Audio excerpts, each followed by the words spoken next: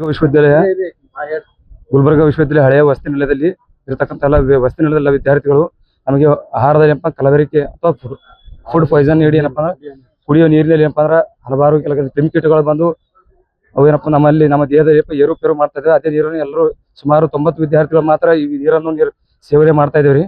ಆದ ಕಾರಣ ಎಲ್ಲರೂ ಆರೋಗ್ಯದಲ್ಲಿ ಹದಗೆಟ್ಟಿದೆ. ಆದ ಕಾರಣ ತಾವು ಎಷ್ಟು ಜನ ಹುಡುಗರು ಸರ್ ಒಂದು 20 ಜನಕ್ಕೆ ಆಗಿದ್ರಿ ಇಲ್ಲೇ ಸರ್. ನಾವು ಮೊದಲು ESI ಹಾಸ್ಪಿಟಲ್ಗೆ ಹೋಗಿದ್ದೇವ್ರಿ. ಅಲ್ಲಿ ESI ಹಾಸ್ಪಿಟಲ್ಗೆ ಯಾವುದೇ ಕಾರಣ ಅಲ್ಲಿ ನಮಗೆ ಇರದೇ ಕಾರಣ ಇಲ್ಲಿ ಜಿಮ್ಸ್ಗೆ ಹೋಗಂತಂದ್ರಿ. ಜಿಮ್ಸ್ಗೆ ಬಂದಿವಿ ಸರ್.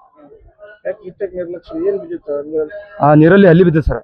ಹಲ್ಲಿ ಬಿದ್ದು ಸುಮಾರು ಅದು ಒಂದು 4-5 ದಿವಸ ಆಯ್ತು, 8 ದಿವಸ ಆಯ್ತು ಗೊತ್ತಿಲ್ಲ ಸರ್. ಅದು ಹಲ್ಲಿ ಬಿದ್ದು ಏನಪ್ಪಾ ಅಂದ್ರೆ ಎಲ್ಲ ಒಳತಾ ಇತ್ತು ಸರ್.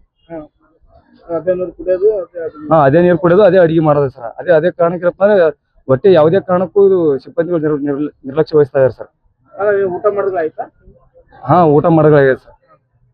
ಊಟ ಮಾಡೋ ಟೈಮಿಗೆ ಸುಮಾರು ಒಂದು 20 ಜನಕ್ಕೆ ಆಗಿದೆ ಸರ್. ಇವಾಗ ಆದ್ರೆ ಕೆಲವೊಂದು ವಿದ್ಯಾರ್ಥಿಗಳು ಏನಪ್ಪ ಅಂದ್ರೆ ಎಲ್ಲರೂ ಏನಪ್ಪ ತಮ್ಮ ತರಗತಿಗಳಿಗೆ ಹಾಜರಾಗಿದ್ದಾರೆ.